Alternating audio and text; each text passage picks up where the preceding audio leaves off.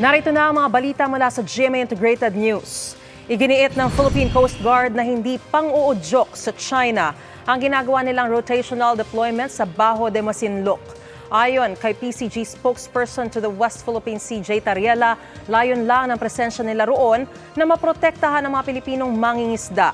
Katuwang ng PCG sa rotational deployment ang BIFAR na namahagi kamakailan ng ayuda sa mga mangingisda sa kabila ng pangaharang ng mga barko ng China.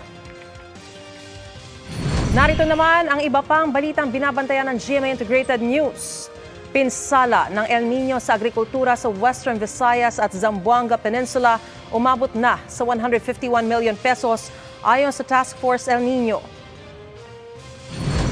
Ilang tauhan ng Bureau of Customs pinaiimbestigahan na kaugnay ng pagpasok sa bansa ng 2 luxury cars nang hindi nagbabayad ng buwis.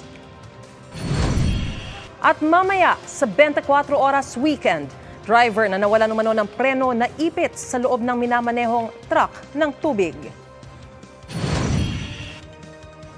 Para sa mas malaking misyon at mas malawak na paglilingkod sa bayan, ako po si Mariz Umali ng GMA Integrated News, ang News Authority ng Pilipino.